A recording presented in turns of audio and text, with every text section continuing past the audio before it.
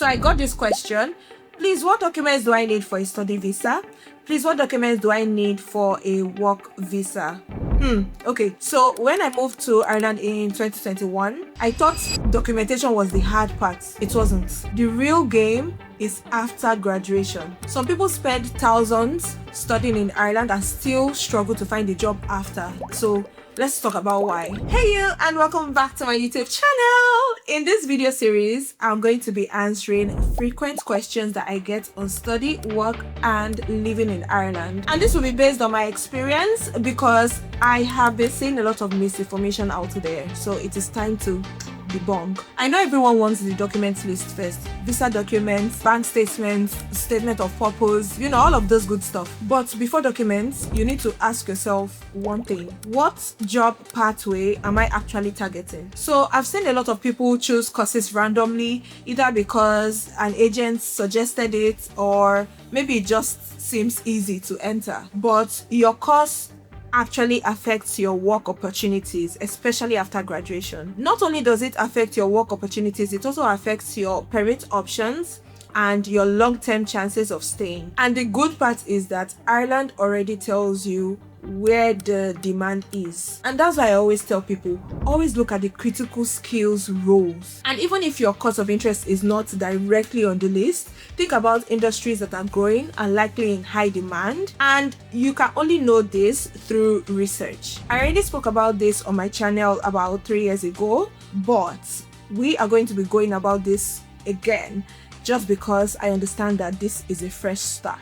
Okay, so first things first, Ireland has a list of occupations that are considered a dire need in Ireland, and they know this because they usually take feedback and know what is out there in the job market in each of these industries or sectors, and then use that to accumulate this particular list. This particular list is called the critical skills list. So now, if you're able to secure a role that is in the critical skills list, you'll be issued with a critical skills employment permit. The short form is CSEP. Okay, when you are issued this critical skills employment permit, there are some perks that comes with it. Okay, one of which is within 1 year and 9 months you'll be issued with a stamp 4, which gives you more advantages. And then if you are on this critical skills employment permits, you can also have family reunification at your desk.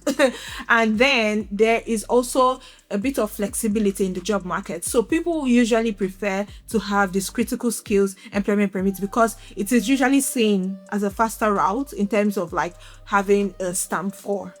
Okay, and we will talk about stamps maybe later in the video, but that's not the bone of contention right now. So now that you know that the critical skills list exists, it is your duty to pick a course of study that will strategically position you in line with an occupation or a role that would give you a critical skills employment permit, quote unquote. I'll use myself as an example. So I'm a teacher and then I'm looking to come to Ireland to study. Okay, if I have seen the critical skills employment permits list, I can see evidently there that it is only teachers that are working as professors in a university that can be granted critical skills employment permits. So if I'm going to do a master's degree in teacher education or any other education, it will give me a role quite all right, but it will not give me a role that will be listed that, okay, under the critical skills list section. Okay, and that is because there's a requirement, which is that you have to be a professor in the university. Okay, I'm not making this up, it's actually in the list.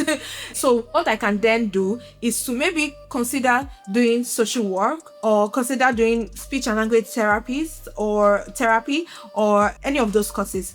And doing that, upon graduation, I can be able to secure a role that will be on the critical skills employment permits. All right, same thing applies for nurses, same thing applies for engineers, same thing applies for 2D 3D animators, things like that. So it's a whole list. Maybe I'll link it somewhere. So you need to look at the list and position yourself in such a way that you land a role after graduation that will be on the critical skills list. That's what I will recommend. Now, I also want you to know and have at the back of your mind that you picking a course of study that will land you in the critical skills role that we are looking for is not going to come easy. It's not going to come cheap.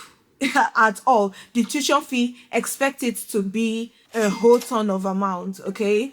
Not to scare you, it is possible to, pay. I know some people have the ability to pay that, but I just want it to not come as a surprise when you are searching, okay? I want you to know this while you are searching so that you don't shut down when you see the prices.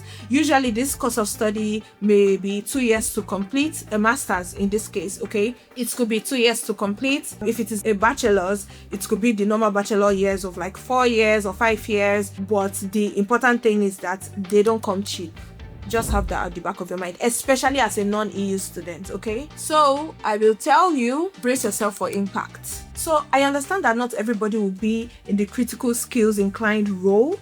So listen up on this next one. This next one is called the General Skills Employment Permit. The short form is GSEP, okay? And there's also a list of this. However, there's no list online, okay? You cannot search for General Skills Employment Permit list and you'll see anything, unfortunately. What they do say is that if the particular job role is not on the critical skills list and is also not on the ineligible list, okay, it automatically becomes a general skills list. Yes, you heard me right. There is an ineligible list. There is an ineligible list. That is also another list you need to check to make sure that you're not doing any course of study that will land you in an ineligible job role, okay? You need to be positioning yourself as a hot cake as much as possible. So based on what I've said, you automatically need to position yourself and put your researcher hat on to know which role is on the General Skills Employment Permits. So you need to research. I'm heavy on researching. If you're doing your abroad process, please research, okay? Back to topic. When you've identified such courses that are under the General Skills Employment Permit, maybe it could be worth your time investing your time to do that particular course and then also target that particular job role upon graduation. The General Skills Employment Permit don't have as much perks as the Critical Skills Employment Permit. However, it's not so, bad. I have that as well. People usually say, in fact, let me tell you from my own experience, it is hectic. Okay, people, the General Skills Employment Permit is a hectic process just because you have to do a labor market needs test, okay? And it's just a lot of it's actually not a lot, it's simple. I'll simplify it in the video when I'm talking about the permits. But what you need to know is that it's not a streamlined process like, oh, there's family reunification. No, it's not like the critical skills, okay? There's no family reunification, I think, for the first year or so. You also have to wait, I think, about 4 years and 9 months for you to get a stamp 4.